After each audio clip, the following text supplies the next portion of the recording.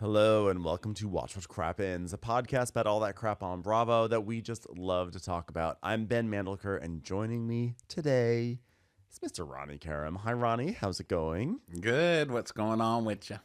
Not much. Just gearing up for a really big week, both in terms of recaps and in terms of travel and live shows. We've got a lot going on. Today we're going to recap last night's incendiary Real Housewives of Atlanta. Over on Patreon, we are going to do a double bonus episode covering the finale of White Lotus. So that's at patreon.com/watchwhatcrappens. Please join us for that. You can also get our videos there as well. Then we also have a full slate of our normal recaps. We have 3 live shows this week in Boston, Detroit, and Chicago. In Boston, we're going to do the Beverly Hills reunion. And in Detroit, we're doing the classic Vanderpump Rules episode. It's not about the pasta, which is a great episode. And then on Saturday in Chicago, we are going to do Summer House. We also have, just on the feed, we'll have, all sorts of other stuff. But since it is such a busy week for us, we originally were going to start our Top Chef coverage this week, but we're just going to push it back 1 week to next week because we just have a lot going on. And it's just as simple as that. So thanks for your patience on the Top Chef front. And we hope to see all of you over at our live shows. Go to watchcrappens.com to get tickets for our shows. And then in May, we're going to Austin and Dallas. Those will be amazing shows because Texas always turns up, and really we always have a great time there. And then in May, also after that, we have our very first ever Las Vegas show. So we still have a lot of stuff on the calendar, and we're just excited about all of it. Can't wait to see your faces, and excited to see some new faces in Vegas, by the way. That'll be a new face experience for us. So everyone go to watchcrappens.com and get your stuff, and we will, see you there. Anything to add to that, Ronnie? Nope, nailed it. Did great. Nailed it. That was great. Nailed it. Okay, so this is the episode we've all been waiting for Atlanta. What did Kenya do? What exactly did she do? Because at the time when this happened, people were putting out fake pictures on the internet of like Kenya posing next to a poster board of like Brit with the dick on her face and stuff. So I was like, what happened? Mm-hmm. Also, since last week, the fighting on the internet, you can always just rely on the internet to fight over the dumbest things, which I love you, internet. With the world tearing down among us, it's great to be able to spend hours upon hours on Real Housewives of Atlanta threads, reading what everybody's pissed about. So there's been a big war about like, this is unfair to Kenya. Brit was the one who threatened to pull a gun and all this. Well, then they released the tapes, which were Kenya from season 6 threatening to shoot Phaedra and her donkey booty and then pulling out her gun. Now, this was all at her house, when she was talking to Brandon. But they were like, since when is Kenya so upset about gun stuff? She threatened Phaedra with the gun to the point where Phaedra showed up with a bodyguard to the reunion and all that, which I totally forgot about. I had forgotten about that 100%. 100%. Yeah, all I remember is that Marlo had guns. She showed us a tour of her guns, but that's all I can remember in terms of that. So then, I love a law show. I love like a legal show, like a Matlock or a Good Wife, my personal favorite, The Good Wife. And if this was a Good Wife episode, you would have had this whole episode being like, justice for Kenya. And then the defense pulls out, dun, dun, dun, the tape of Kenya doing the gun thing. And I think any reasonable TV jury would be like, well, then Kenya's fucked. Kenya just sunk her case. So I almost felt for Kenya when that all came out. So, anyway, I'm just saying that to kind of update you with my personal feelings on what's been going on. I'm like, what the hell? Now, after I watched this episode, I was like, oh, yeah, Kenya's fucked. Yeah, I mean, last week we were all just like, God, Brit is so annoying and she's so awful. And that has not changed. That has completely not changed whatsoever. But it's sad seeing this as Kenya's final episode because, Kenya's so good at destroying people. And this was just such it was, first of all, terrible. It really was terrible. And like, I was imagining like if Brit had actually been there and seen this, that's like, it's actually like deeply humiliating. And there's not, and it should, And it's like, wow, you put up a picture of her sucking a dick, like as if you haven't sucked a dick. She just has it. There's just a picture of her and every. I don't know. I just was like, it was really cruel. It went from shady and being like villainous to just like cruelty, in a way that was really unfortunate. And I just feel like Kenya's so much better than that. She doesn't have to resort to a stunt Is like she? this. Well, better at like being evil to someone, and like knowing how to do it where she makes great TV. And this was just her being really actually like a deplorable human. Yeah. And bringing her daughter up the whole time, like, she's trying to take food out of my daughter's mouth. I was like, really? You're gonna bring up your daughter while you're showing like blowjob pictures to your crowd at the business that's supposed to take care of your daughter? I mean, we'll get there as the episode goes along, but damn, not looking good, Kenya. Yeah, okay, so we open this episode, season 16, episode 5, about last night, over at Shamia's house. And Angela, who also has a, like, let's not understate Angela's crazy ass storyline either. Like, what the fuck? This episode was crazy. It was this whole episode was nuts. So we open with Angela coming over to Shamia's house, and Shamia's like, I'm so glad you came, Angela. I just wanted to really apologize for making fun of your physical appearance. And Angela's like, yeah, you too. Let's not forget that I also made fun of your physical appearance. Okay, Flava? Yeah. So I got you too, so. Shamia's like, the bank event with Angela, it started out, phenomenal. And, I fit in my olive branch and she accepted. And it was like, we're off to the races until we weren't. And one of the horses got tranquilized. And then, which I think is a reference to Brit and Kenya's fight erupting. So then Brit shows up at Shamia's. And Shamia's just saying how like she thought initially Brit was playing, and then she goes, oh wait, no, Brit is actually really mad right now at Kenya. And so now basically she's invited Brit over because she wants to get to the bottom of it and like what was going on with Brit that night. Because Shamia, don't forget, is the glue of this group. She is the self-proclaimed, speaking of horses, she is the self-proclaimed glue of the group. So she's going to make everything okay. So the girls come over, and Brit immediately is like, oh my God, you guys, I just acted a fool last night. I do not know what is wrong with me. Let's all sit on the floor. That is how uncomfortable that couch is, okay? Shamia, you have so much money. I know that couch is gorgeous, but get a couch people can sit on. Because that shit people roll right off of. They would rather sit on the floor to eat your chips than sit on that couch. They both were down there on the floor. And yeah, Brit's like, yeah, I haven't even really gone to sleep yet. Angela's like, neither have I. And they're like, wait, why didn't you go to sleep, Angela? She's like, well, I just had all that backlash. And like, but what backlash did you get? She's like, well, the owners of the venue. I guess the owners were really mad that the this like fake bank experience was sullied on TV. I'm like, you should not be mad. You should be so happy. This has actually immortalized your stupid venue into Bravo. No kidding. Lore. You should actually be paying the cast to make your bank that memorable. Give me a fucking break, okay, yeah. Bank? Get over it, bank. Also, I'm sick of your fees. Yeah. And General Banks. Your hours. Bastards. My overdraft fees. Fuck off with that. So Angela's like, oh, yeah, the bank is so mad at me. And so Brit's just saying, oh, I need to apologize. Who am I going to apologize to? And Shamia's like, well, okay, look, I know Kenya cut you off, and that wasn't great. And she goes, yeah, I hate that. It's the same thing that happened to my nose. So with Kenya at that table, I had the paper, and I talked, and she cut me off the entire time. Brit, you were acting like an idiot. And nobody did anything to you. And Kenya never did anything to you. Like, in the whole history of the show, watching what Kenya has done, what she did to you was nothing. She wasn't even being mean to you about your wedding ring. She was trying to figure out what the fuck you were talking about with your wedding ring. Like all of us were, ma'am. Yeah.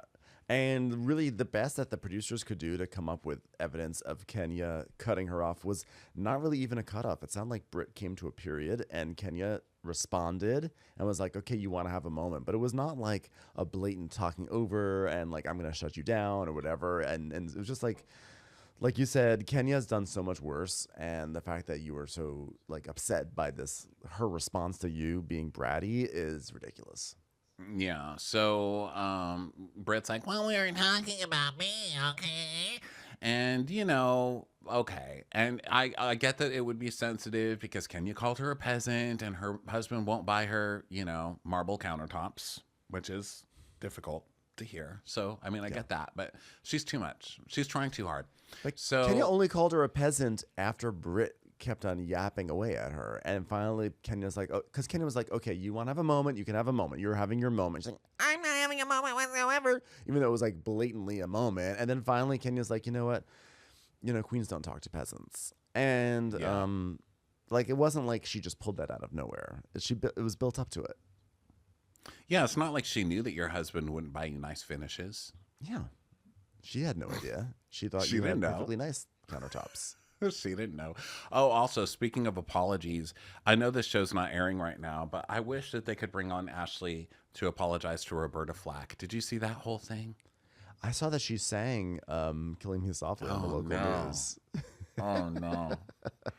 So Ashley, oh, no. So Ashley's like, I'd like to dedicate this to Roberta Flack. And it was just universally panned. I mean, I think even Russia was like, whoa, no, please, no. Whoa. Cut, gong, we gong it. Please, no.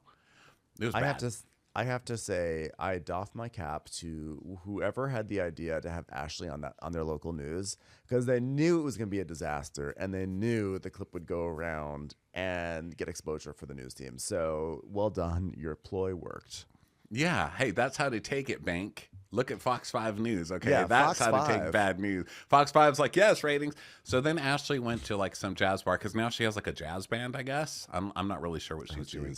So she was This is at what some happens when you jazz put bar. Ashley in a hotel with Luann, is that she comes out with these ideas that she can also start to sing.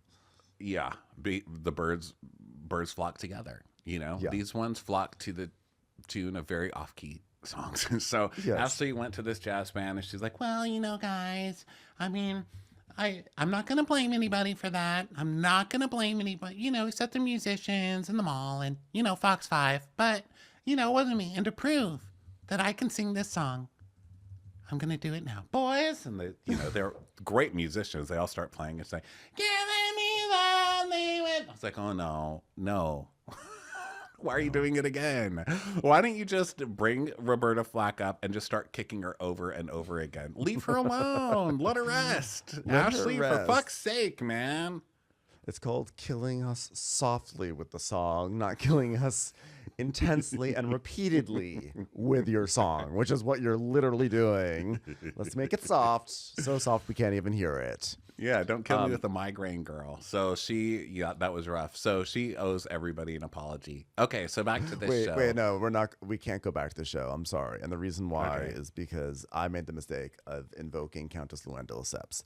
And we have a week until the next crappy hour, so it's probably going to get forgotten, but Countess Luann de Lesseps has made her acting debut on The Murdoch Mysteries, where she's playing some sort of like, I don't know, it's on her social media everywhere. She's like in a fur and a little hat. It's like a period piece, and there was like a clip up. Did you see the clip of her in this show? No, She's like, hello, I am Schmountus Muan Blubbleceps, and it's a pleasure to meet you, detective. It is so hilariously bad. It's like, there's just nothing she can't do. Who got killed? She's playing the bongos. I'm going to solve this mystery with bongo playing. Hit it, boy. Hit it, boys. You're about to hear a real deal mystery. Here's a clip of her. Stage. And who are you? Detective Murdoch, Toronto Constabulary, miss. Really, darling? Well, you're much too good looking to be a police officer. Just get out of... I don't hear it. You can't see me. He's listening to this clip. You guys didn't hear it? No. Nope. You guys, that's so sad. Fail. Clip fail. Okay, well, but why you figured that out? This is not the Countess's acting debut. How dare you? Have you forgotten about Law and Order? I know. I'm sorry. I've really failed the dual fail. I discredited her IMDb, and you guys didn't hear this amazing clip where she goes, "Nice to meet you."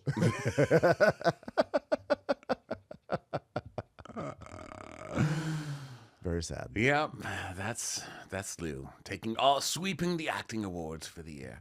Okay, so they're back to talking about Brittany apologizing, and Angela's like, I was taking Brit's side. I mean, like, Brit feels this way. Brit told me I didn't like the way Kenya made me feel, and she's like, But it's not just my feeling, like the energy's off with Kenya with me. So then we see Angela and Brit hiking, and Brit saying all this stuff, and she's saying, I just felt provoked, and I don't want anybody to think I was trying to intimidate Kenya, Because I would never in any form, shape, anything, would want her to feel that I would want her to harm her, period. I have no problem telling her that. I'm going to apologize. So Brit has obviously been pulled over by producers, and we're like, yeah, you can't threaten people with guns. Make it right or you're out. And so she, is going to now have to apologize. Yes. And so she does the mature thing, which is reach out to Kenya and say, can we have a one-on-one time to clear it up? Because I feel really bad about what happened. Just kidding. She never does that. She brings flowers to a party. So Brit's like, I do have 2 older sisters, and we get into it, and sharing stuff. And just like their family, and I love them, and we can be fiery, but then we love each other. So because of you guys, I'm gonna make a very conscious effort to take it back a notch. I'm gonna be better. yeah, it definitely spoke of she got a slap on the wrist from Bravo, and now she has marching orders to be better. And Angela's like, well, us, family's family, and family's the most important thing. Yeah, family's the most important thing. Yeah, family, right? You both hate your families. So could we stop having little side scenes where you talk about how important family is? You both hate your families, okay? Yeah. I forgot the H's. It sounded like I said you ate your family, but you hate your family, so stop. So now Angela's like, well, but what about Portia saying that she's heard some tea about Charles? Dun, dun, dun. So she's like, well, let's make it clear. I'm married to a celebrity. So, people are going to say things about Charles. It's just how it is. My DMs are flooded. So it's not like I'm going to rock that boat, I mean, who hasn't slept with Charles? Am I right? And Brit's like, Well, somebody might get slapped if somebody talks about my husband that way. If he did something. like, I guarantee you no one is going to talk about your husband the way they would talk about Charles Oakley. Your husband's And not Shania's famous. like, what do you, yeah, no one's going to Or brag about athletic. sleeping with your husband. Yeah, the guy who acts like he has a toothpick in his mouth at all times. Yeah, I just don't think that's going to happen anytime soon, okay? Yeah, I agree. And Shamia's like, you're supposed to be apologizing for threatening violence, not threatening more violence. And so they all laugh. Like, oh my God, Brit just can't help threatening violence. It's hilarious. So Portia shows up at Kenya's hair spa, and Kenya's like, security let you in. And then they're just talking about, like, Portia's wearing yellow. She's like, I brought the sunshine, honey. And then they're talking about, it's been a crazy day. And Kenya's like, it's been a crazy couple of days. I just want to zhuzh up the grand opening. I'm just like, I just want to see a couple of girls, that want to be part of it, want to model. Because this is going to be her big moment where she's going to be able to promote her hair spa. And what better way to promote it than by showing a guest giving a blowjob on poster board? So Portia's like, okay, I can still judge the real edges, even though, I do go naked, but still, I know a good edge or two.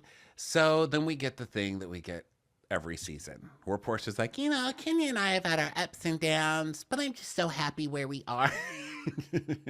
Okay, heard that before.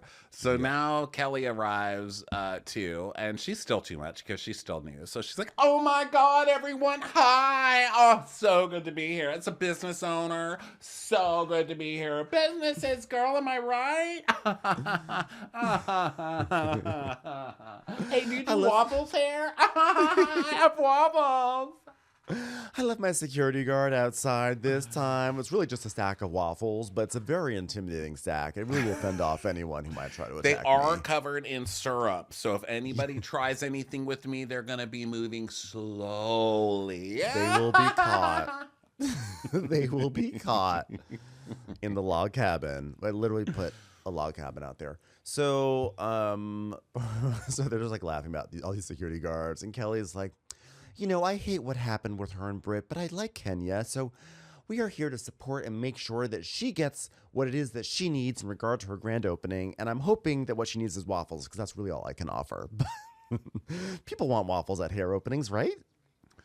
Yeah, so now they're going to, she's saying, oh, you're such a good hostess, Kenya. And Kenya's like, oh, I haven't always been told that.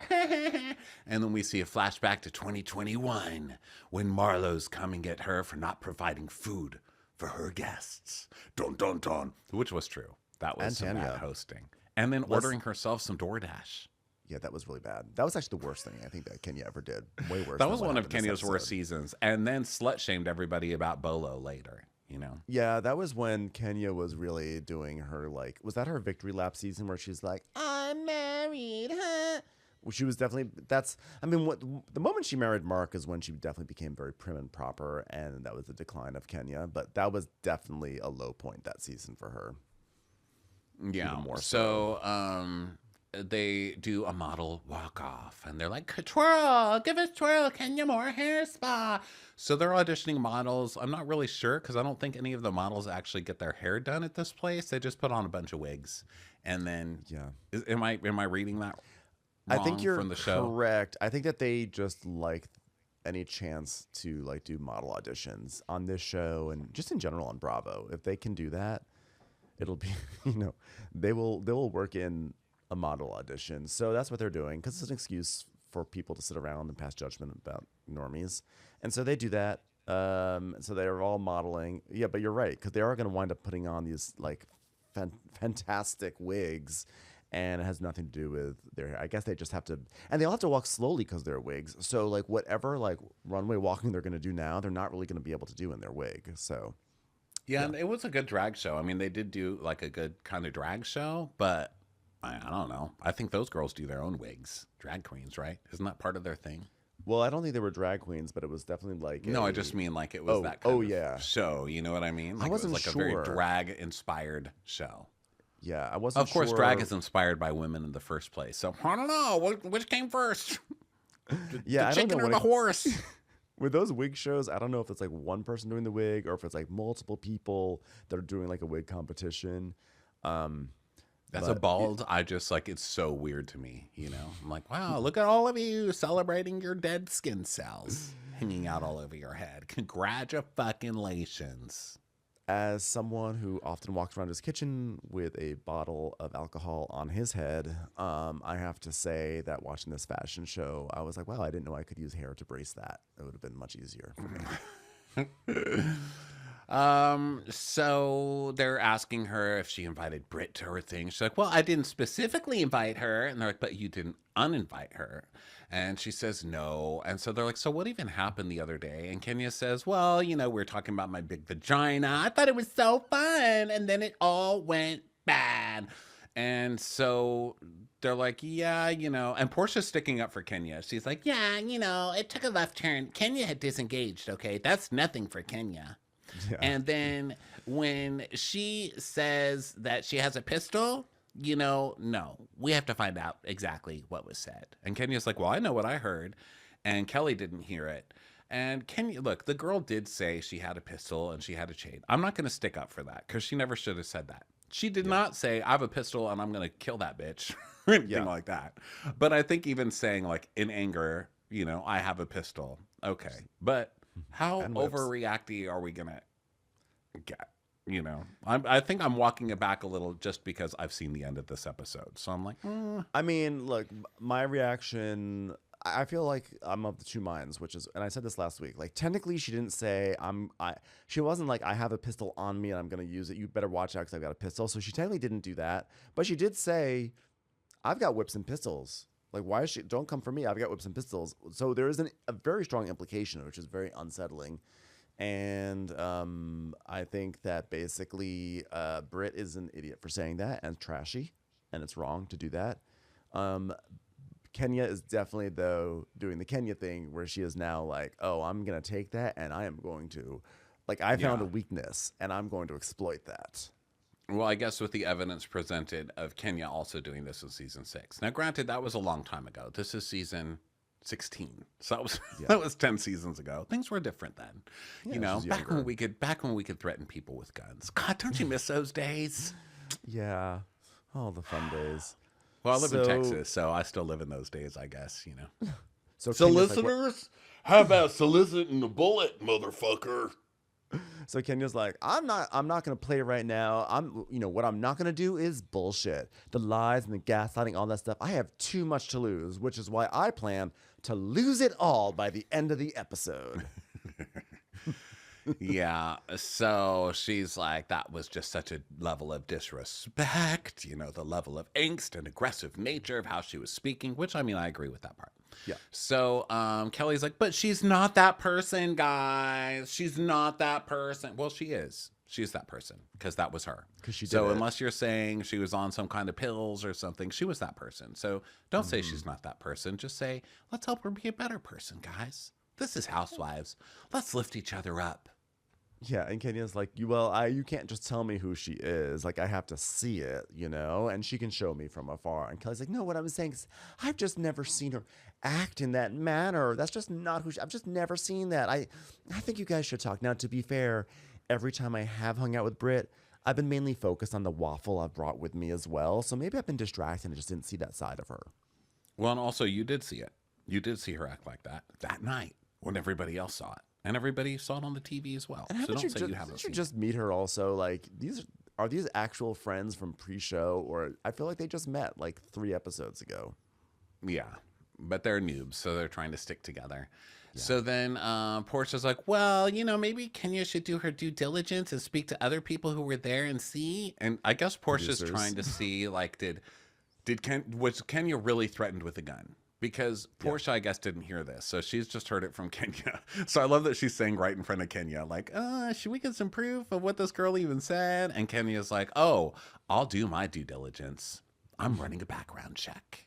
Dun, dun, dun. Dun dun dun. And then Portia's basically like, yeah, you may need to uninvite. And Kenya's like, I'm twirling on my haters. One last twirl for old time's sake. So now we go to a scene that's pretty wacky, which is it's Angela and her daughter Amari. I tried to see if I could do Angela's voice, and I sat there and I was talking back to my TV. I cannot get Angela's bubble, her throat bubble right, and it makes me very upset. And part of me is like, am I just gonna talk like Countess Luann when I do her? Because I was like, hello Amari, and I just sounded ridiculous. And she's gonna be my whale, I think, because I don't think she is one of those voices that I can't get right at all.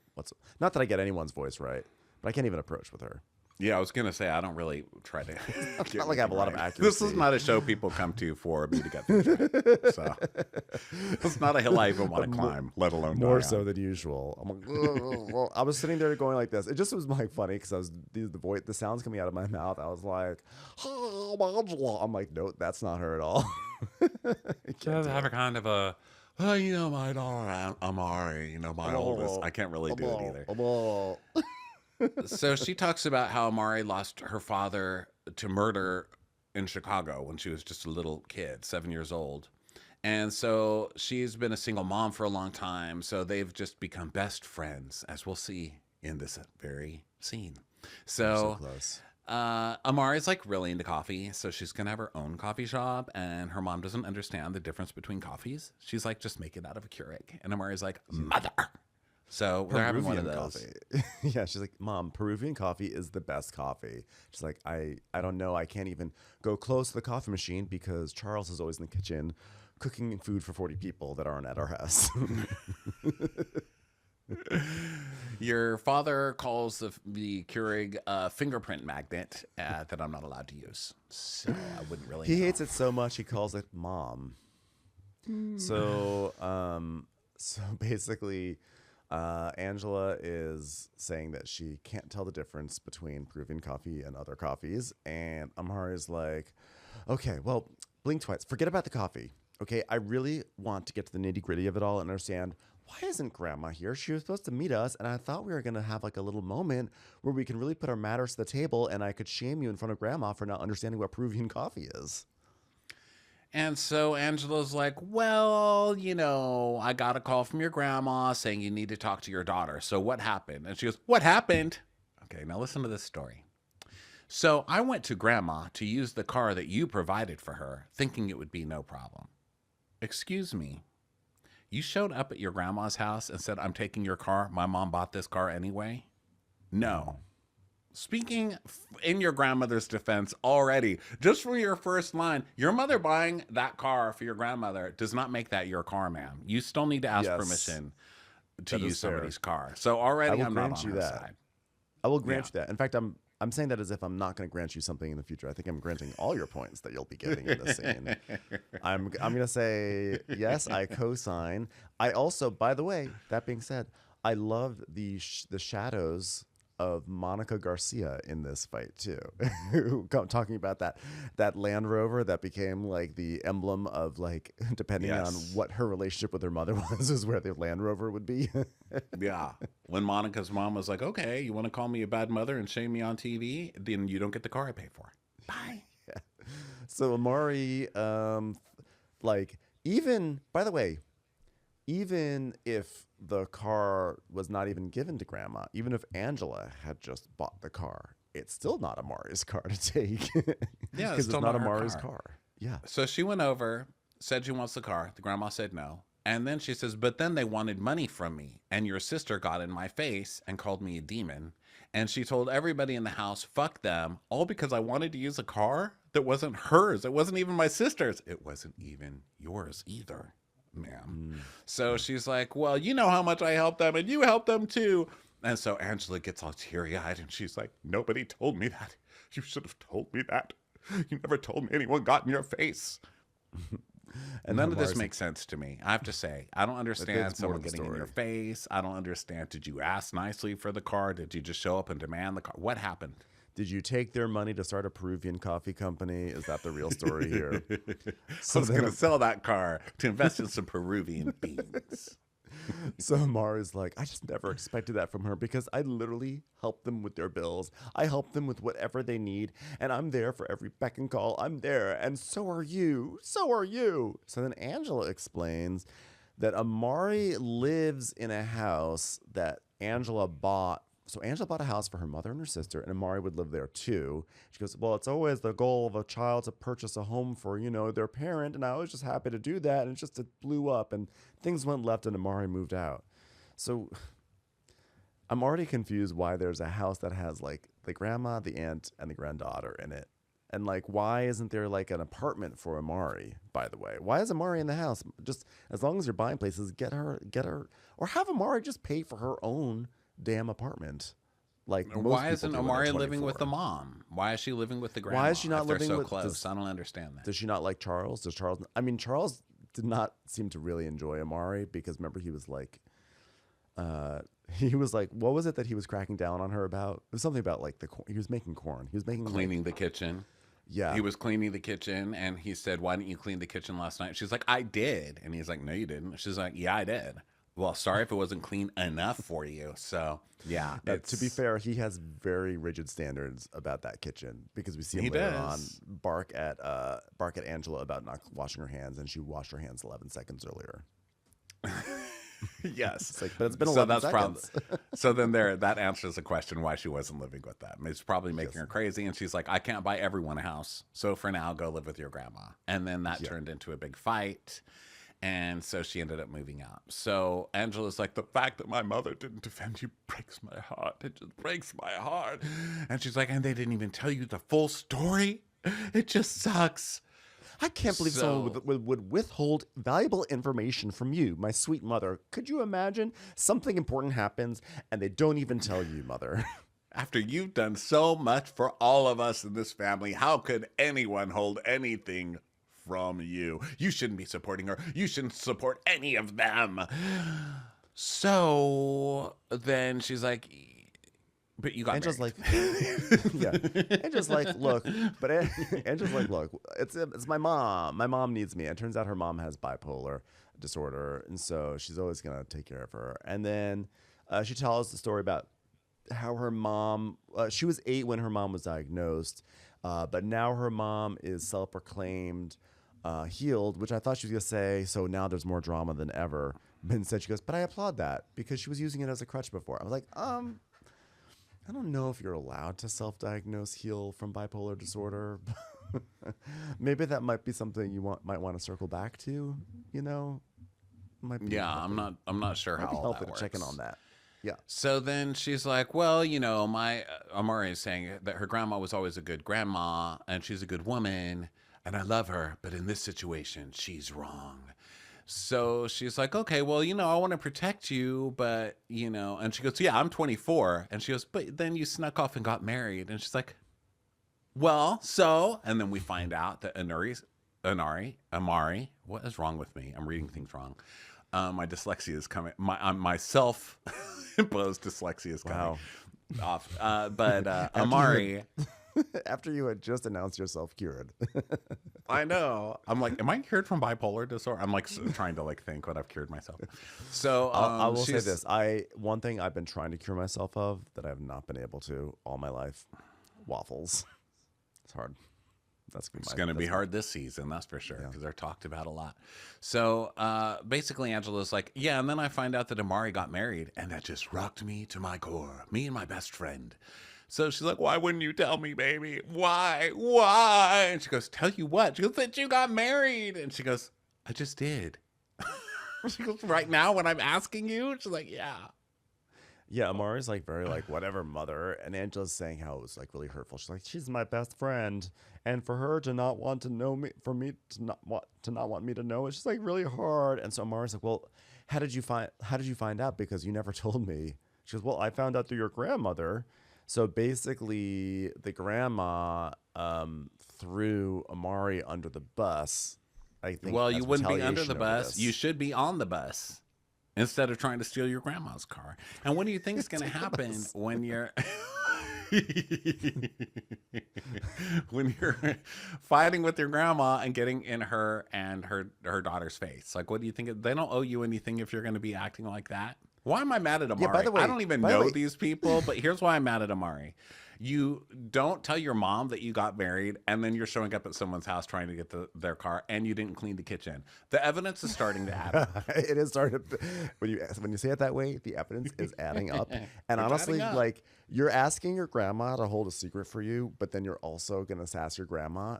That's what I'm That's saying. dangerous. You should know Yeah. better. We've seen a lot of soap operas. No okay? sass, no Listen, gas. we No saw sass, no Madeline- gas. We saw Madeline Stowe on Revenge, and if you want to come for her, guess what she's gonna do?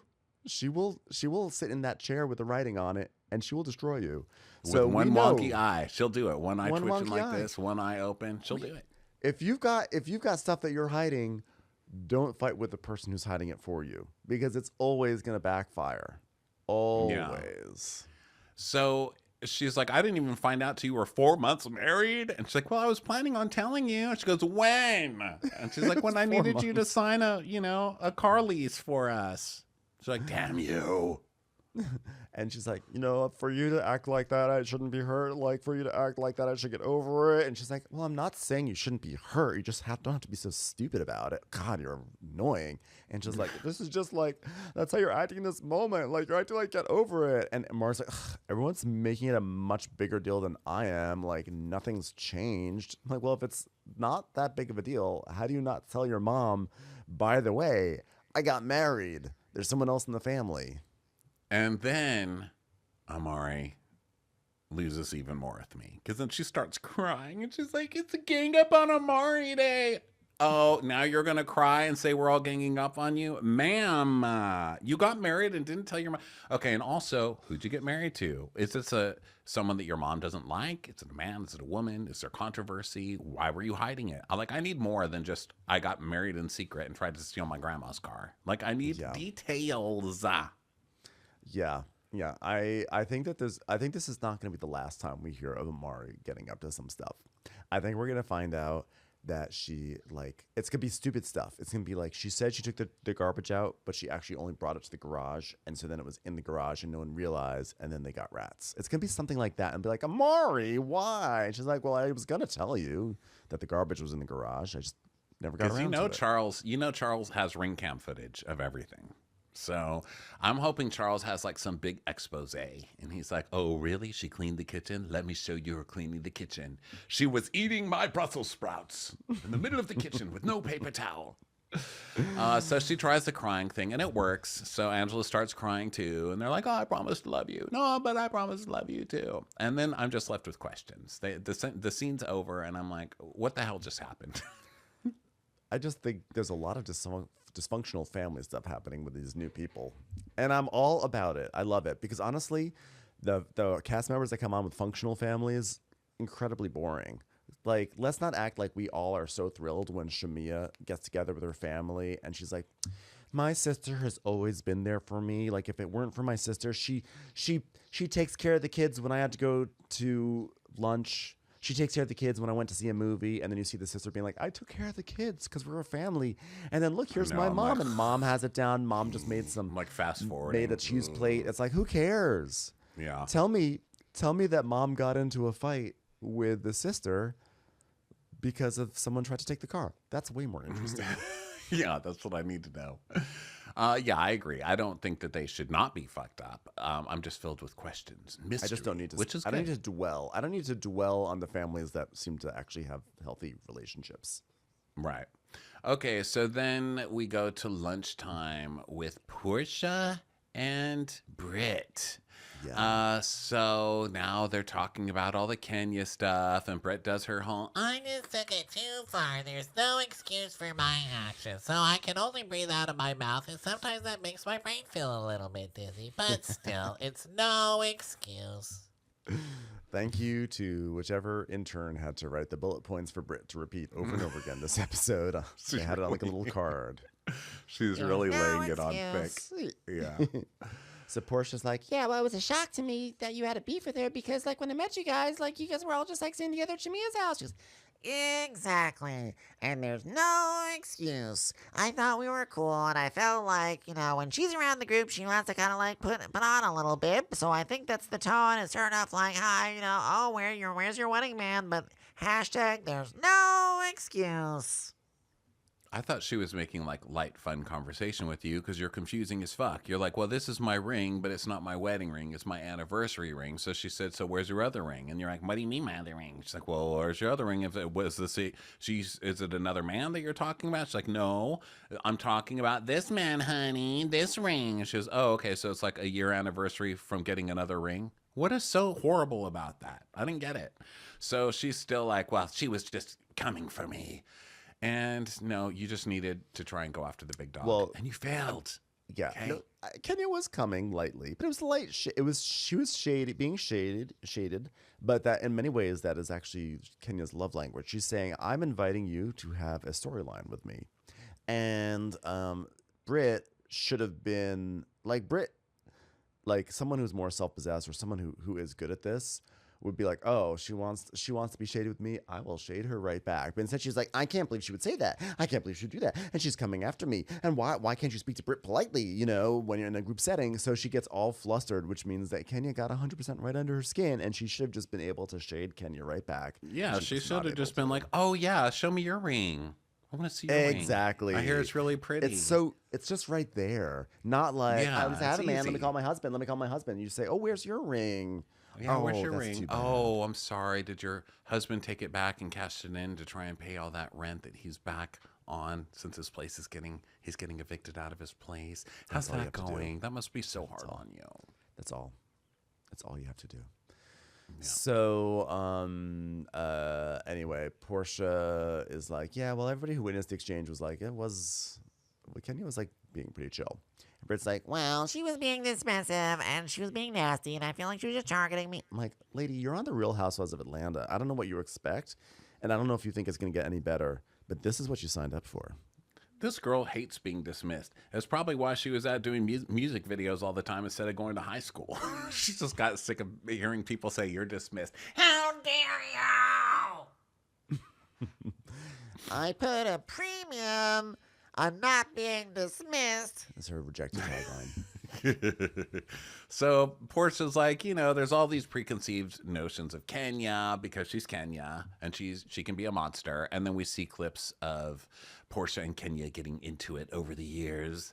And now we're back to present. And Portia's like, yeah, she was ready to go toe-to-toe, but she didn't. Oh, Portia's like, she was ready to go toe-to-toe with Kenya, but she didn't realize she was meeting a different Kenya who doesn't give a damn at this moment. So Portia's like, the back and forth wasn't that big an issue at the table. I don't get it. But then you said something about a pistol, like when we were heading to take her home, and we were like, are you sure she said that? And she said she heard it with her own ears. And Brit's like, okay, so let me tell you what happened. She's like, yeah, tell me. And she's like, Well, okay, so she was afraid. Okay, I was triggered by everything that was going on. Okay, in that maybe moment no that I pun started. intended. No pun intended. Like maybe now's not the best time to be pulling out triggered as a defense. I was like, I don't want, like, I was gonna take my shot, and things just popped off. I felt targeted. I just wanted to put a cap on the evening. Hold on, I have a few bullet points to go over. She wanted to talk, and I said, go ahead, shoot. Sorry, I have a lot of ammo here that I really want to get through. So I was rifling through my purse, and I saw... Ooh, could you pass the cheese? I love it when it's warm and melty and oozy. Before I could even talk to her, she gunned those engines. Wow. So inside my brain, I'm like, what guns are left? yeah, Colt? I'm Can we done. say that? Oh my God, look at that baby Colt running down the street.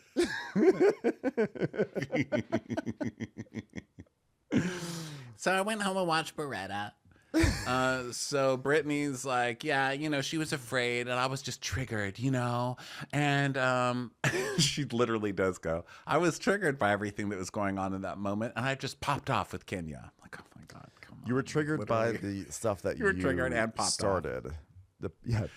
You literally pulled the trigger on this. Just so you know, you're the one who was sassing up. And did you expect Kenya just to be like, "Oh my God, I am so sorry, Britt. I'm so sorry that I've been speaking rudely to you." Do you think Kenya Moore's gonna say that? No. Yeah. So Also, Portia- I wish they had shown the clip of Portia coming in and not hugging most of them, because Britt's whole thing was like, Oh, you don't even hug me, just give me a pat. it's like, oh God. Yeah, don't So forget about that she was stupid trying too moment. hard. And Stupid. Portia's like, well, Like maybe that was a heated moment, okay? Like I had a heated moment at Shamia's house, and we got into the elevator, and I'm like, I wish I had my pistol. I mean, what do you think I want it for? oh, like- so she was saying, what if I had done that? What think if she's- when I yeah. was heated, I said, I wish I had my pistol? And so Britt's like, well, okay, you're right. That wasn't the time for me to talk about a pistol. And I take full accountability. I'm sorry, at no given moment was I ever gonna do anything to hurt Kenya, but I do regret the whole situation, and I feel terrible about it. Yeah. Oh, shoot. So, Brittany's like, I can 100% apologize, whatever. Like, I don't want to give her any more ammo. I just want to, show up and just put this thing to sleep. like the producers told me to. And Yeah. so, and Portia's like, Everyone deserves to be heard, unless you're Drew Sidora. In many different ways on that front. so then Britt is like, yeah, I was wrong and I stand well down with the flag. She's fully doing the, she's doing her everything the producers have basically been like, you have to get on that camera and you better wave that white flag. So now we're at Angela and Charles's, and Charles is cooking just mass amounts of chicken. Buckets of chicken. Just Literal cooking. buckets of chicken. Who is this Cooking. man feeding? Who is he feeding? I mean, Well, I what know is it? tall people eat a lot, but goddamn, man. Is he cooking for the crew? Is that what's happening? He's like, well, the crew's coming over to shoot, Oh. so Maybe. Maybe, yeah. That's actually a good call. Maybe he is cooking. he for the might be crew, one of 'cause those it's people somebody. that's, yeah, he's just always cooking and large amounts. And maybe that's why he's getting such a good edit, because they can take a husband like Charles and edit him many different ways. And so far they're Yeah. like, oh, he's a grouch, but he's a fun-loving grouch who makes a lot of food. So maybe you're right. Maybe you're onto something. So she's redoing her bathroom because Angela cannot stop redoing things. She's doing 5 houses at a time. Even her own damn bathroom, she's just taking a hammer to the walls. Like, what the fuck? Excuse me, that's Amari's bathroom because her mother paid for it. So It belongs to her. Maria's like, get out of my bathroom, mother. She drives in. She drives through the front door in her grandma's car. Knock down a wall for you. She's very irresponsible. So Angela's getting ready, and so she calls Charles upstairs, and This is so funny. I'm sorry to interrupt you, but I love how she called him. She's like, getting her face ready to put on makeup. She goes, Charles. Charles! Because Charles never listens. He just pretends he can't hear her. He's literally frying chicken, and she wants him to step away from like the boiling hot oil. I cooked some chicken last night on the grill, and I literally almost burned everything down. There was such a big fire. You could not pay me enough money to walk away from like chicken in like hot burny things, because like I know the moment that I step away from bubbling oil, everything's going down in smoke. It's a disaster. And then he full on goes upstairs to the bathroom to have a whole scene while chicken is bubbling away in boiling hot oil. It's terrifying. Yeah, but he's bold, Charles. Charles isn't a little afraid of making a chicken wait. So, and plus he's got 9,000 other pieces that he can cook. So like, what's one? They'll just give it to the little kid, So Charles comes in. She talks about going to this Kenya Moore hair thing. And does he want to come? And he's like, no, I've got hair. Which I don't know what that even... I don't know how that really translates into an answer, but he's like, why would I go? Hair. I've already got hair. Okay, well, it's not a hair restoration company. It's not. It's an opening. It's not. We're not going there to get services. He's like, "What are you going to give me a lineup?" He's like, "I've got one." And she's like, "No, just to support, And he's like, "Well, why would I go?" She's like, "Well, because you want to support me." And he's like, "Well, you're aware that this is an all-lady event, and also I bought all the chicken in Costco, and that's gonna be at least 3 more hours of frying chicken for the next." Yeah. So I don't think I have time to get away. And she's like, okay, well, I got to tell you this, Charles. There was a moment that Portia had. Oh, you're going to love this. She said, oh, I got some tea on Charles. And he goes, what, is she the Fed or something? Well, I love Charles so much. Please, Charles, don't turn out to be a monster. Because I really like you so far. It's actually kind of fun because he does kind of have the vibe of someone who's been famous for a long time, where he just doesn't care. So Angela's like, well, I think a lot of people feel like my husband is my soft spot. So in order to crack the egg, if you will, they want to throw a dagger at our marriage or whatever. So now you can speculate all the hell you want, but you better not say something about my husband, who's not my soft spot, but don't talk about him. It's like, will talking about Charles crack the egg, or will it not crack the egg? Yeah, she double speaks, right? Because she goes, now you can speculate all you want, but you better not say anything about my husband. Well, which is it? She's like, you can talk about him all you want, but you better not talk about him. It's very Magali from Real Housewives of Cheshire, whose tagline was, you want to talk about Magali? You better not talk about Magali. That's a direct quote, by the way. One of the all-time best taglines. So Charles was like, she doesn't even know me. And she goes, well, I don't know what it was. And he goes, okay, well, tell her to stay in her own lane because she's barking up the wrong tree. She goes, okay. And he goes, she better hit her brakes a couple of times. Oh, that barking. Okay, so is she barking up a tree, or is she driving down the wrong lane? Like, she's in a car barking. She's barking up a tree. And I was a little surprised that neither of them said the oak tree, because that is her tagline, right? And he is known as the oak.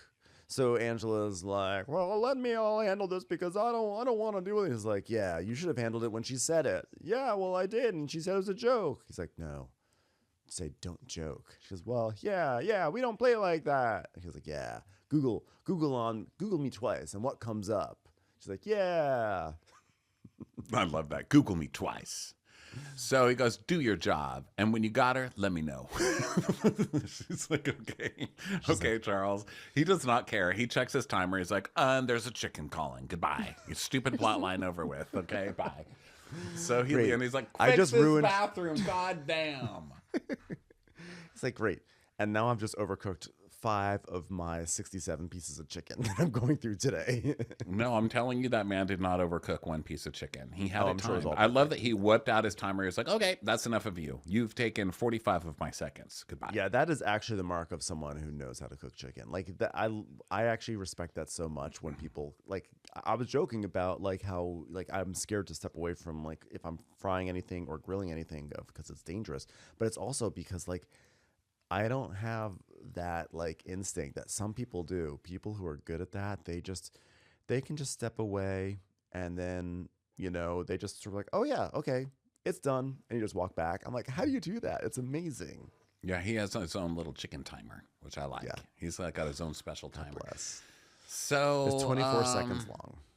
She comes down with him and she washes her hands, and then the little kid comes down and he's like, do you want some chicken some chicken? So he takes some chicken, and then Angela reaches over and he's like, wash your hands. And she's like, I did wash my hands. And then they do like a full rewind to show her washing her hands. She's like, anyway, there's still a lot going on with Alicia and my mama, so it's like I still haven't talked to Alicia. He's like, all right, well, so I'm not talking to my sister. What's the difference? He's like, fuck them. Who needs them? Yeah, sisters, am I right? Like, if I want to talk to if I want to deal with sisters, I'll watch the NBC show that's now available on streaming at long last. And she tries again. She's like, okay, well, anyway, I'm going to call my mother and my sister. And goes, oh my God, why do you keep bringing up your issues with me? Why? Do you see I'm making chicken? Like, how many issues are you going to bring up with me in one day? And she's like, we're married. You're who I talk to. And he goes, I ain't got no time to be taking your feelings in, begging to do this, to do that. I mean, just let it go. And wash your hands while you're at it. Charles seems both like the worst husband on the planet and also the best. Like, I think I need someone like that who's just like, your problems are stupid. Can we please stop talking about them and just eat? My God. I know. I love that he's literally saying to his wife, why are you talking to me about your issues? Am I like some sort of like important person in your life right now? So I guess if I was just reading this on paper, I'd be like, this guy's a fucking monster. You better run, Angela. I'm pulling my van up outside. Jump in. But I don't know. There's something about how the way he says it that I'm like, he's so romantic. Like, maybe I could get married. You know what? I think what you are responding to is that he kind of has a no nonsense, no bullshit thing going on. And probably when he says, why are you talking to me about your issues? It's his way of saying like, I know all this. Why are you telling me about it again? Because she's obviously saying it because it has to be on camera. And he's like, don't tell me about it. I've already heard this. I only want to hear something once. I don't care if it's on camera or not. Why are you telling me? I think how I'm taking it is like just a no nonsense kind of or like don't sweat the small stuff kind of a person. He's like, oh my God, your sister's fighting with someone? I'm shocked. Wow. The Real Housewives are trying to cause drama and say I'm a cheater. Oh, like, am I supposed to be scared? I'm taking it like he just doesn't. I take it as him not being mean to her, him just being like, why are we worried about stupid shit? We're rich and we're happy. Can we just can we just chill and not worry about stupid fucking petty stuff? Exactly. So Angela's saying that Charles' relationship with his mom and sister is non-existent. Because remember, it all went sour when the mom said something about cleaning something. It's a real bone of contention for Charles. Yeah. And he goes, well, listen, I don't get into family business because my family's rough enough. I'm not putting up with your family too, okay? Fuck all family. And I like at least someone's honest because we have both Angela and Brit like, oh, family's so important, But your family's full of assholes, as you've told us. Like, they're trying to pretend, but then you've got Brit who doesn't really... She's not there for her sister, like we learned last week. And I'm not accusing Angela of anything, but we know they're fucked up. So it's refreshing to hear someone be like, fuck your family. If your family's going to be assholes, then fuck them. Yeah, exactly. It's refreshing. I like it. Time for Kenya, more hair care. Well, actually, Kenya's hair spa party time. So everyone's getting ready. Kelly is in an enormous van to pick up Brit. And then Cynthia's walking the red carpet. They've hired all sorts of extras to make it seem like there's a giant crowd. Because, I mean, who wouldn't want to clamor outside of a hair spa and try to take photos of people? So they're acting like this is the Oscars and it's just a hair spa opening up. And Cynthia's like, I'm so excited to support my girl. I've been there for her journey. I've seen all the ups and the downs, mainly the downs. And we go all the way back to when I had to ban her from the Bailey Agency. And we see a clip to 2012, the coochie crack moment. So, Sorry, I hiccuped in your face, everybody. That was so trashy, but I have not been drinking my Topo Chico every episode, but I had one here, and I was like, I'm going to have a Topo, and immediately got the hiccups. So sorry. My bad. It's rough. So Have to Cynthia's drink it saying, upside down now. we got history, and I couldn't be happier for my friend. Today we're going to celebrate the Henya Moore Hair Care Spa, which will be a totally wonderful event where nothing will go wrong whatsoever. I love seeing the coochie crack moment. That was so funny. So then, Porsche Madre. I'm Portia Madre. I'm a fashion influencer. I'm outside of Kenya Moore Hair Spa. I'm going to see some hair spa. You're going to see some hair spa. Stay here on my Instagram because we're going to see some hair spa. Like. Hair spa, hair spa, hair spa. Portia out. And then Kenya's talking to an interviewer, and she goes, well, this establishment is my first brick and mortar. Oh, yeah, I love that. And everything I do is like motivated out of the love that I have for my daughter. So what you will see, everything you will see here in this spa is because of the love I have for my daughter. I have had some blowjob pictures blown up to life size to honor my daughter. I can't wait for everybody. I'm a boss, and I need her to know that she can be a boss too. A boss that shames people in the most embarrassing way possible. And she can do anything she wants to, except continue filming with Bravo. Yeah. So then, interviews. And then Miss Lawrence comes. So good to see Miss Lawrence. And Kenya goes back to her office. She's like, come back. And he's like, I just want you to know you have given me my life in this industry. I was just telling someone the other day, the first person to ever teach me how to put hair clips onto a track was Kenya Moore. And she's like, oh, thank you so much. This is as close to like a victory lap as they're going to give Kenya. They're like, well, it's going to be her final episode, so let's give her a moment of somebody appreciating her. He's like, I owe you everything. So Kenya did an apology. Well, not an apology, but she made a statement after the episode aired. And it's long, but it's basically like, you've been my besties for 12 years, and you cried with me when they cut all my salon footage last year. Mm-hmm. But, because she's still trying to pin it that she did this because production was cutting her because they said that her scenes were unmemorable. So now they're memorable. Well, congrats, you got your scene in. So part of it was, at Miss Lawrence, thank you for gracing us with all your presence, for gracing us all with your presence. You're a star, and I hope to turn our segment into a TV show, God willing. So this segment we just saw is now going to be a sizzle reel to sell a new show for Kenya Moore. It was almost a backdoor pilot. So yeah, everyone get excited for that amazing chemistry between Kenya and Miss Lawrence. So Kenya going from person to person to show them how to clip hair onto a track. Now there's a show. Queer clips for the straight guy. So Brit is, meanwhile, in Brit's enormous waffle van, Kelly's waffle van, Brit joins, and she has this bouquet, and this is like, It's a pure intention because I take full accountability.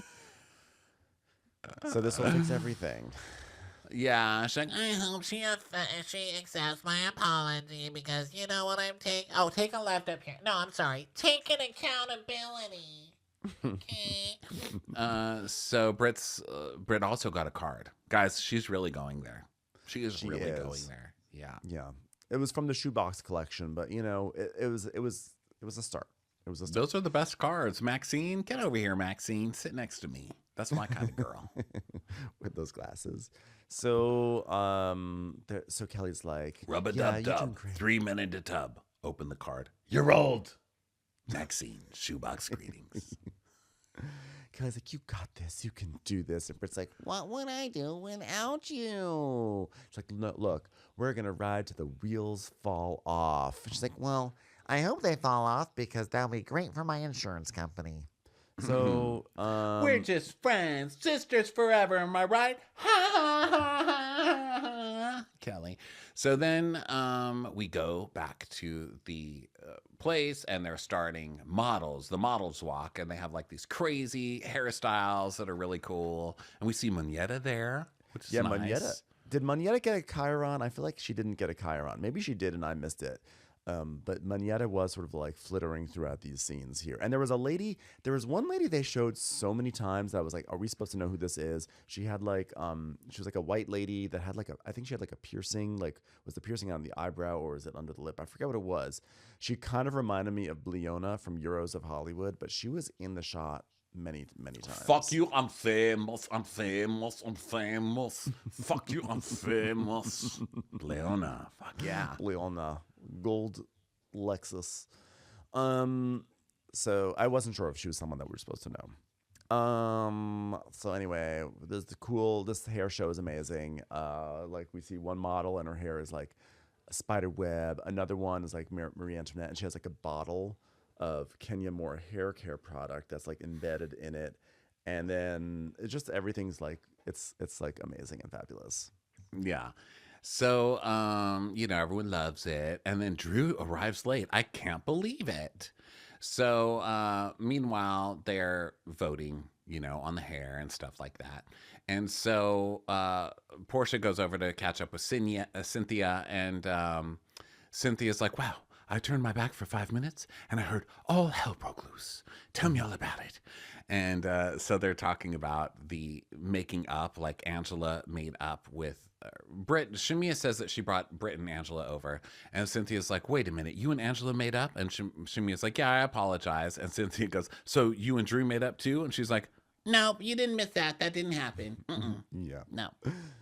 So then back in the van, Kelly is like, so how are you feeling? Like, how is everything going with the family? And Britt's saying how her aunt just died. She had a stroke and it was like all very quick. And that's her dad's sister. So she's just like going through a lot of emotions and everything. It makes her think about her dad and it was unexpected. And, she just is in a weird space. And even with the Kenya situation, she's just dealing with all this stuff all at once.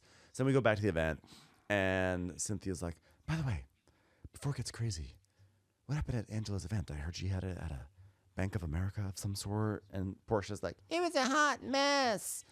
So then we see Kenya and Angela are chatting one-on-one. We're cross-cutting between different conversations. And Kenya's like, I really appreciate you reaching out to me after your dinner because you were the only one who reached out to me. So Angela had texted her like, oh, you didn't deserve that. I was grateful for your presence. You looked so great, and I didn't appreciate what happened to you. But if you need 19 buckets of chicken or 37,000 pounds of Brussels sprouts, I've got you covered. I've got you covered. Also, my daughter is wondering if she can use your car. She says, now that I've spoken to you on the phone, all your possessions belong to her. So Kenya's like, Yeah, that was ridiculous and uncalled for. And it just escalated and escalated. and Angela's like, well, I'm on your side. So then we go back to Cynthia and Portia, and Portia's telling her, Brit was crazy. She mentioned that she had a pistol. and Cynthia's like, wait a minute, like she was packed? She was packed. Is that what she's saying? She goes, Well, we don't know, but I don't know. When you call for it, you're in an argument, I guess so. and she goes, yeah, maybe you don't mention that in an argument. Maybe that was the wrong time to do that. Yeah. And so they're wondering, is Brit going to come? And they think that Brit is not going to come, but what they don't realize is that Brit is going to come. And Brit There's nothing like showing that you really want to make up with someone by showing up to their event an hour and a half late. Or whatever. Yes. Like missing the entire hair battle. And like you really are making an effort there, Yeah. So Kelly's telling Brit, she's like, Portia was there. I went to Kenya's and Portia was there. And we had a conversation and I told them, look, this is not typical Brit. And I said, she takes full accountability, your words, not mine. And Brit's like, I was wrong. I went too far. And I can recognize when I go too far. Yeah. I take full accountability. So then we go to Shamia, And Shamia is, still talking to Portia and Cynthia. And she's like, well, she's got to apologize, but I don't know that Kenya's ready to receive that apology. Come back to the car. Brit's like, Hopefully we can be friends after this. I never meant a thing. so then Angela joins Shamia, Cynthia, and Portia. And they're still talking about Brit. Like, is she going to come? Is she going to come? Is she going to come? Yeah. And yeah, they're still debating about whether they're going to, will the apology be received, etc. So then Britt and Kelly walk in, and the producer says to Portia, like, when you see Britt, what is your first thought? And Portia's like, Is your wig tacked down? Because I tacked mine down even more further. so then Kenya's taking a shot, and then Kelly and Britt join the group, and Kenya's just ignoring them completely, or at least ignoring Britt. So Shamia's like, well, by the way, if I saw you and she didn't want you here, security would have already escorted you out, And Cynthia's like, yeah, well, Kenya's known for putting people out of events. So they're basically just like laughing about this, like, oh my God, I can't believe she showed up. And then Drew, meanwhile, tries to hug Portia because we have multiple rivalries happening here, and Portia refuses to hug Drew. And they're doing that thing where they're housewives, it's limited space, so they're all kind of standing in a line to fight. It just seems so like, okay, whose turn is it now? So Drew's like, okay, well, I guess this is my turn. Okay. Oh, come on. Come on, Portia, don't walk away. I won't bite. I won't bite. And Portia's like, not in my face. And she's like, okay, well, I guess I'll just hug everybody else. But I just wanted to talk to you, Portia. I mean, it's just been long enough. We don't have to act like we don't exist. And Cynthia's like, I agree. It's a little awkward. And I've married Peter and Jahil. So. And I've given Peter a massage on camera. So I understand awkward. I let Jahil write a book about all the women he slept with while we were engaged. So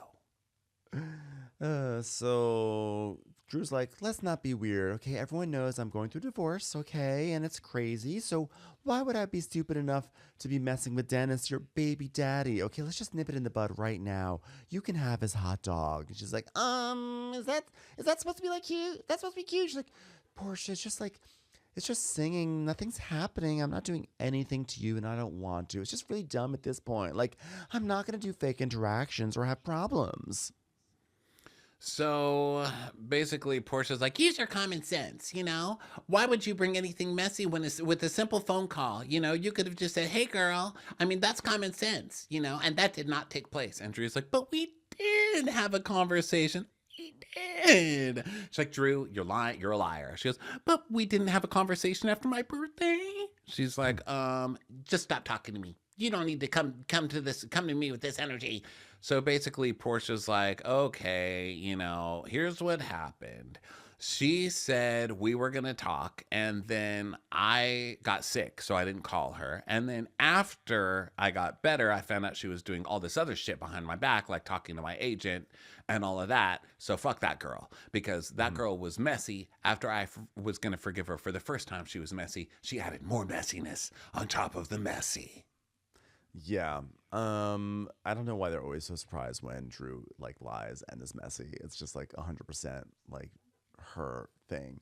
So now Drew's gonna act like, oh well, whatever, I've tried. I'm not gonna try anymore with Portia. It's like, okay, good luck, Drew. Like, she's much more famous than you. But I will try with her agent. I will keep trying to get her agent. Yeah. Exactly. So Kenya walks up to the group, and so Britt is like, Here are some flowers I take full accountability. and she just is like, I just want to apologize and give you these. So Kenya does her favorite move of all time, which is to say hi in a big way to everyone but one person, in this case, Brit. She's like, hi.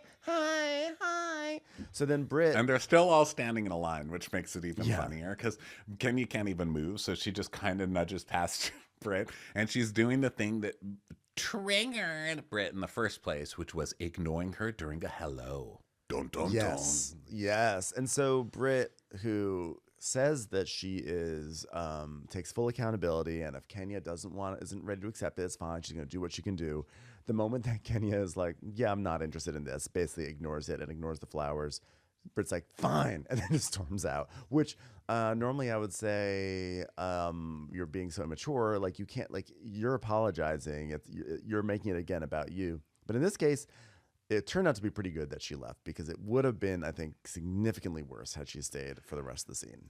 Well, I think she did the right thing. Like, she came in, she said, I'm sorry. Look, I think Brit's an idiot, but I think that she did the right thing here. She walked in, she said, I'm sorry, I brought you flowers. She got rebuffed. She said, okay, I'm going to leave these flowers here and leave because, like, I'm not going to stay at your party if you hate me. Like, I just came to wish you well, so I'll leave if I'm making you uncomfortable. So I she didn't leaves. get the sense that that's why she left. I didn't get the sense that she left because she was like, you know what, I'm not welcome here. I'm going to leave. I got the sense that she left because she was like, fuck that bitch, which meant that she wasn't actually as, in my mind, in my view, in my world, it meant that she wasn't as apologetic as she was saying she was. Oh, well, I'm sure she's not. But I just took it as like, okay, fine. And then she went outside. She was like, well, I tried it. I mean, what can you do? You know, Yeah, I did what I could do. She's like, I So checked that box off for the producers. yeah. And now there's no food in there anyway. What do I care? So she leaves. And then now this is the beginning of Kenya's fail. Because what she wanted was for this girl to show up. And she waited because the girl showed up so late. She showed up like an hour something late. So Kenya had to wait for her big plan. So the girl shows up and Kenya's like, okay, she's finally here. Now's the part where I'm going to publicly humiliate her. So she starts giving this big speech. Hi guys, I'm so happy that you guys came. This has been a labor of love for me. I built the salon for my daughter, and I'm so proud. Everything's for my daughter, including the load swallowing shots I'm about to show you. And meanwhile, she's trying to do this thing, but she sees that Brit has already left. So she's already lost. So instead of kind of even if she was going to go through with all of this, Kenya didn't like reconsider her plans. She knew they were failing because the girl left. What are you going to do? You can't go through with the plan if the girl's not there. But she saw her leave and she chose to do it anyway, which was her first big fail. So I'm already cringing watching this. I mean, we know what's coming to a degree, but I'm already cringing like, oh, Kenya, like this is just bad housewivesery. If you're going to publicly humiliate someone and you let them leave, no. Bad. And she's also humiliating her to like a whole bunch of like randos too. Like these are what, as Nini would say, the Twitter people. Yeah. And it's like, who are you? Like, you're having your big moment. Like, you're being the big fish in the small pond right now, and it kind of is like very sad, you know. And it's like, why are you doing this whole thing? So well, and it's a pond you dug. You know, that's even sadder. It's like you're the big fish, but you also have to pay the mortgage and stuff. Like, it's sad. The whole thing is cringe. So outside, Brit is basically like, Well, I just wanted to apologize, and like I did my part, and like I wanted to come in peace, and I extended an olive branch, but unfortunately I couldn't find any olive oil, so I brought flowers instead. I just hope she read my card because it was a very thoughtful card. Like it was one of Maxine's best cards she's ever done, and if she ignores it, then that's gonna be out of her. So meanwhile, Kenya's still going on with the speech, even though she lost her main audience. So she's like, You know, I get in situations like the other night at a bank when there was a person looking for a moment and she came for me. and it's like church. People in the back are like, oh, no. They're like responding like it's church. She goes, surprise, surprise. And then that person comes with fake flowers. Oh, no. Well, somebody take these and get them out of here. And Kelly's like, Sir, can I just take the card? And she goes, no, get rid of the card too. Get rid of the card too. We're not reading that card. Now, stay out of this, by the way, Kelly. So I didn't escalate says, by the it. way, give the flowers. She goes, give them to someone homeless outside. Which is like, it's like, so it's so like, it's there's issues on so many levels with that, but it's also kind of like, you're homeless, here, take some flowers. Like, maybe there's something more useful. yeah, do you have any catering maybe to go with the flowers? I mean, How about that? crackers? Do you have crackers at least? Yeah. You know? So Yeah, she's like, well, I pay her dust. Oh, whoosh. when they slow-mo and people are like, oh yes, pay her dust. And she goes, Because I am that bitch. I've been that bitch, and I'm still that bitch. Oh, I pay you dust. And then she talked about having a gun because she keeps it on her at all times. She did. So this woman was saying all this stuff. People are like, oh no. And the cast, everyone else on the cast is like, "Where's this going?" They are giving you these looks like, just. And she's like, "This woman's saying all this stuff like you don't know who the fuck I am," and I'm like, "You're right, I don't know who you are." So I did a little research, ha ha ha, and I found out who this bitch is. So now she starts reaching for the foam core that she has assembled her demonstration on. Her FedEx Kinko's trip pays off here. So she whips out a board and it says, "Who is this hoe?" Which I laughed at. I thought that was funny. Now it's blurred out, but from what we see, it's only face shots, right? And maybe one in like a bra. So I was like, oh, this isn't so bad. They had me thinking this was a lot worse. So she shows it and Kelly's like, oh, I'm not doing this. So Kelly immediately leaves, which was a smart move. So Kelly's like, oh, hell no. So Kenny goes, we see these nose jobs, we see lips, we see fillers, all that. And Kelly's like, she needs to pipe down. I'm like, enough about your cast. Tell us about what's on the poster. No kidding, including your own stuff, like for Christ's sake. So Kelly leaves, and I was thinking this is not so bad, but then Kenny goes, well, that's number one, and then we see that she's got 3. I was like, I saw a few poster boards. I was like, I saw a few poster boards. I was like, I think this is gonna get worse. So then she pulls out the next one, and she's like, well, my private investigators, Bo Deedle, found some more evidence for me. So yeah, she used to be a video hoe. And then Kelly's like, bye. So Kelly leaves. She goes, she was a trap hoe, video hoe. Okay. And Drew's like, she's like, I was in videos, but I was a lead actress. It's like, oh, okay, Kenya. Like, Yeah. you're a sitcom on YouTube. So, the girls are like, oh no, what is she doing? So then as Kelly leaves, she goes, everybody's been a hoe in their day. She's been a hoe too. I mean, come on now. yeah. Which, amen. Oh my God. Yeah. If anybody ever had pictures, first of all, they would be the worst pictures ever. I'm sure I don't look very cute doing any of this stuff. So I would be horrified to that. Like, I would be like, oh my God, now look at my waddle. Oh, for Christ's sake. But it's true. And some people have been hoes. Some people continue to be hoes, and that's okay. It's okay. So Kelly is like, I mean, here you have this beautiful salon, and we're here to celebrate you. Why are we discussing Brit at your grand opening? Which is the true question. Like, this is ridiculous. Especially when Kenya did go on about how her stuff was cut out last season, and it was this beautiful, empowering event. And now she's finally getting to do it, and this is the opposite of empowering. So Kelly goes outside and gets Brit, and she's like, she will not disrespect my friend. We are leaving. Back to the waffle bus. Back to the waffle bus. And then Kenya continues. And she's like, and then they kept sending me information. And then she pulls out the third board, and then people are grossed out. And we hear someone say, and it says, due to the graphic nature of these photographs, Bravo has chosen not to exhibit them. And then we hear Cynthia go, nobody's trying to see this girl sucking nobody's dick.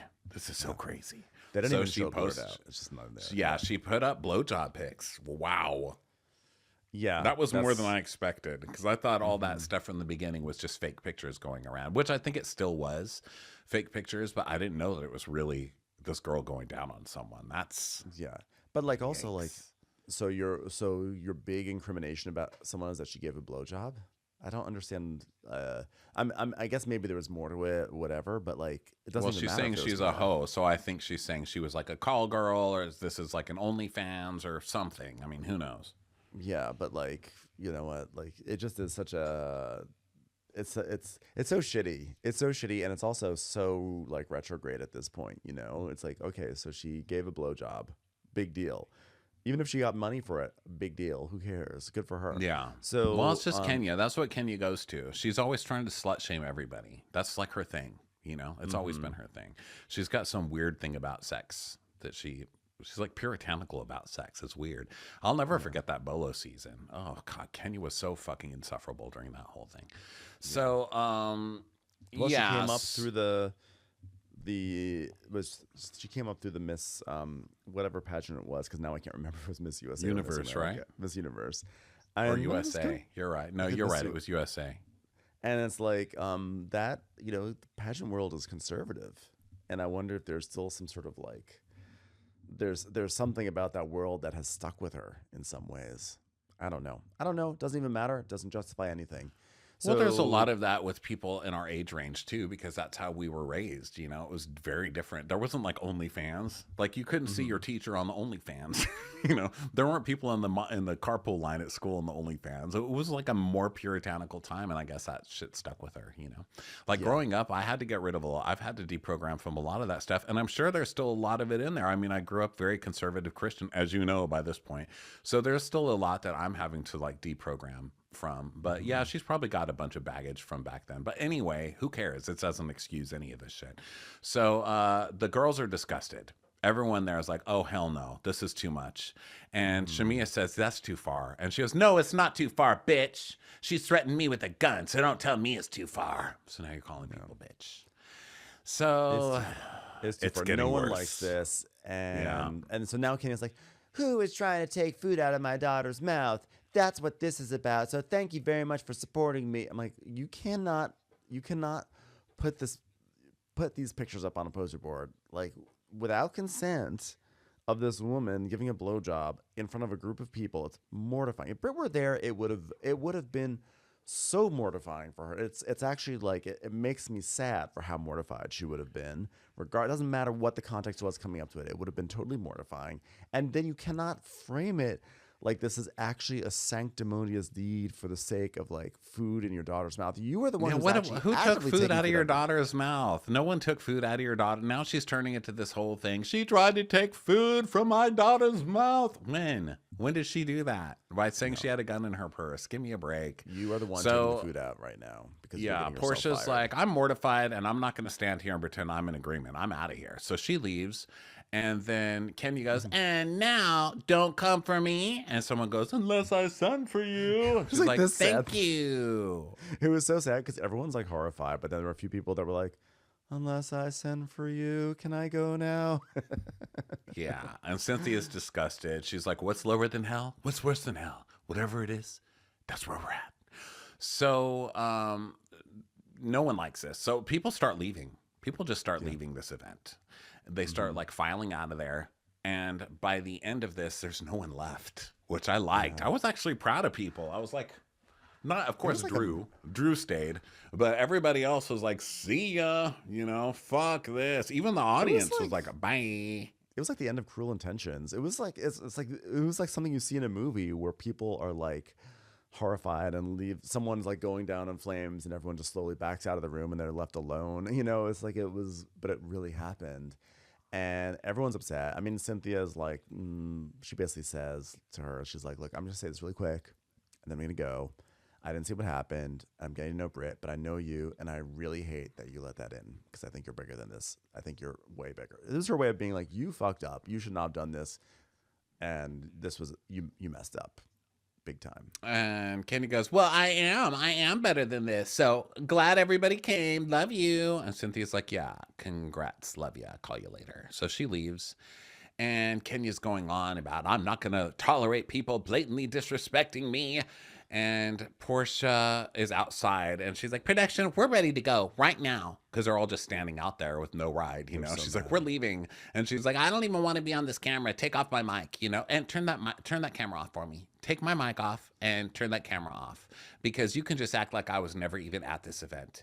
And then we see on screen, based on Kenya's behavior, the decision was made to cease filming with her this season. Dun, dun, dun. Yeah, and it's interesting reading the stuff people are bringing up online, like, you know, because, you know, people on the internet will whip out all kinds of receipts, and they're like, well, why wasn't this a problem when Vanderpump and Kyle did this in that limo where they whipped out that Playboy and they were laughing at Camille's naked pictures? Well, I mean, I don't think that was great either. So I wouldn't excuse that. Camille wasn't sucking anybody's dick. And that was something that Camille consented. That was like, It's published. consented to. It was published in a national magazine. That was actually something that people were proud of. To be in Playboy was a huge deal. Like that was, that was good. You know, that was considered like an honor. And yeah, that wasn't great that they were sitting there, but they weren't like It's not the showing the same. camera and like slut shaming Camille at the same. I mean, I don't know. It's Like, not I the don't want to have same. to excuse that, but I don't think it's the same. I don't think it was right, but I don't And think this it's was the done same in a thing. really vindictive, nasty way. You know, I mean, the tone shouldn't really affect it, but like it is a consideration. And this was done in a way that it was meant to hurt and embarrass, and it was really it was a low. It was actually a low because it's also like it's not what Bravo's about. No. I don't think any network is about this, but it's definitely not what Bravo is about. And so it's just You know, a it was grave bad misstep. taste, and it was very poorly executed. You know, Kenya giving her big revenge speech when the lady already left the room, and then just not being able to read the room, that people were just totally grossed out by what she was doing, and then everybody walking out like slowly as she just kept on going and going.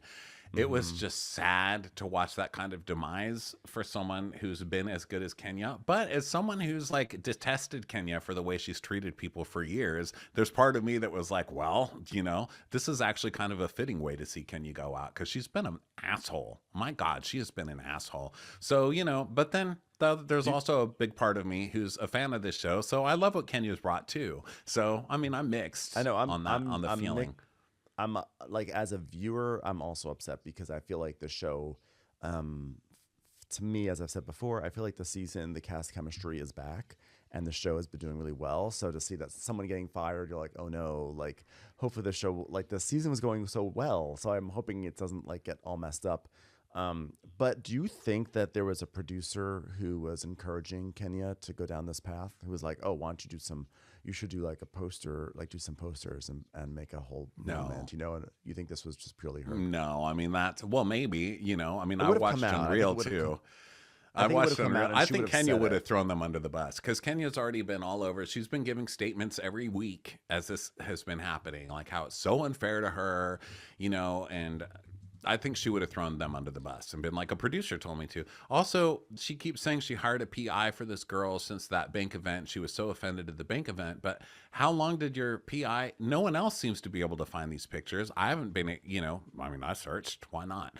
Just to see what the big deal is. I haven't found anything. So that doesn't mean a lot. I'm not a detective. Anyway, my point is, if she hired a detective, how long did that take? And had she already been planning to do this before the bank event? Because it looks like this is a lot of poster board and a lot of research to be done on somebody in a couple of days. So, Well, you know, someone probably sent it to her ahead of the season. Because, you know, people will send shit. They'll be like, oh, I heard this girl is going to be on your show. You should look at that. Like, people will Yeah. send stuff because they're hoping that they can be in the mix in some way.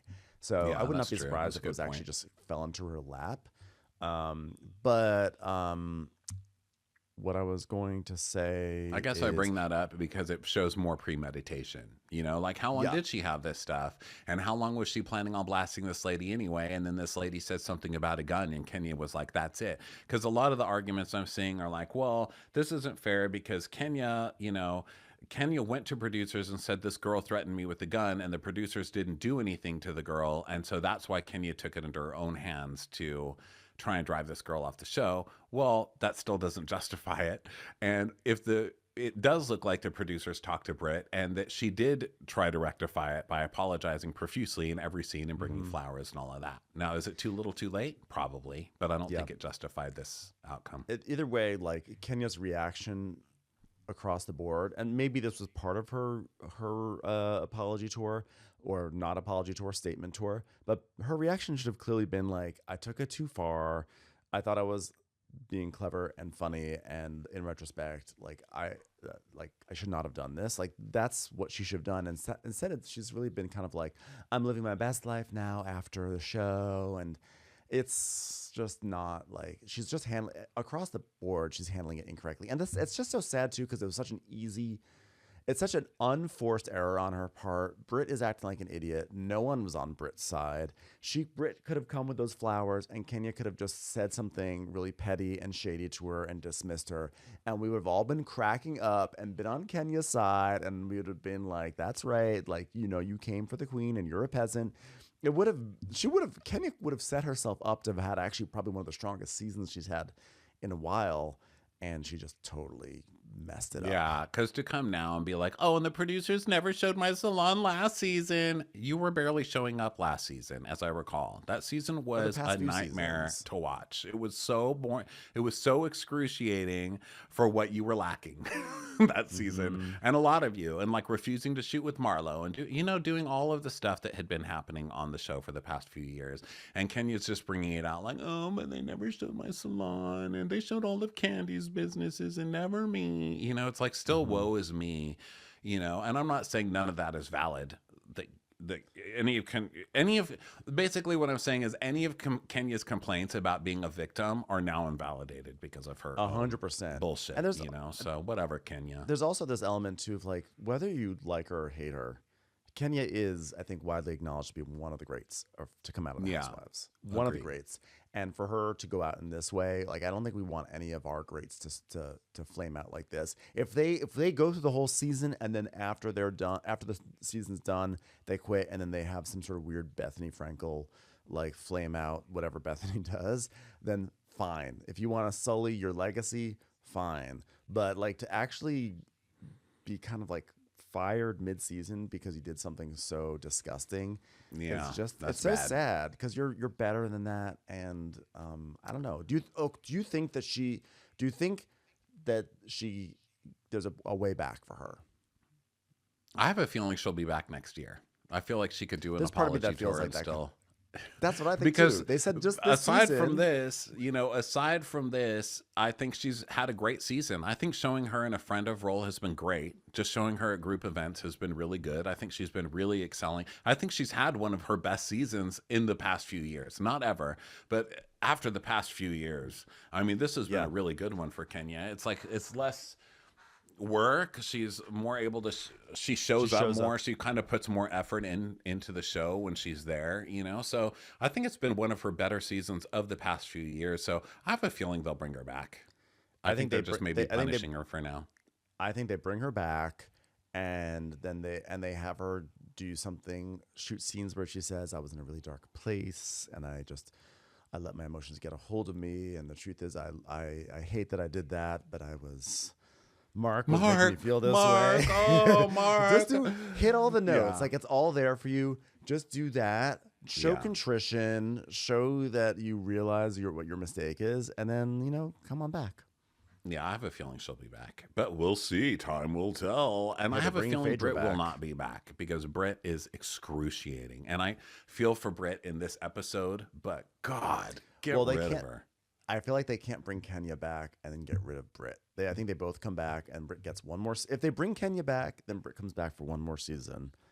If Kenya does not come back, then they get rid of Brit, I think. Yeah, well, we'll see. Because I love Angela. I think Angela's a great Angela's addition. great. I think Kelly's okay. Like I I like like Kelly. Kelly. Okay, I need time for her to warm up. She's a little too much for me right now, but I see promise there.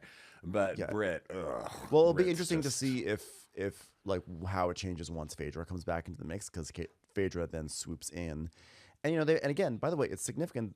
Phaedra's back, and it's when Phaedra left, she made up really terrible rumors about Candy, like libelous, slanderous rumors, whichever one it is. One's writing, one's speech. Who knows? But so people make their way back.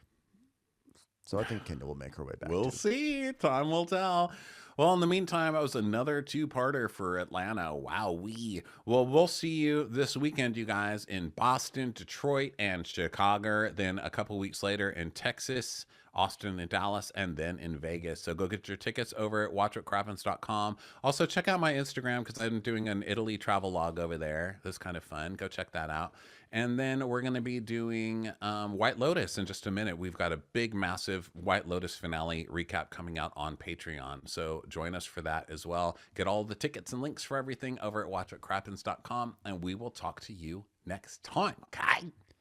Bye.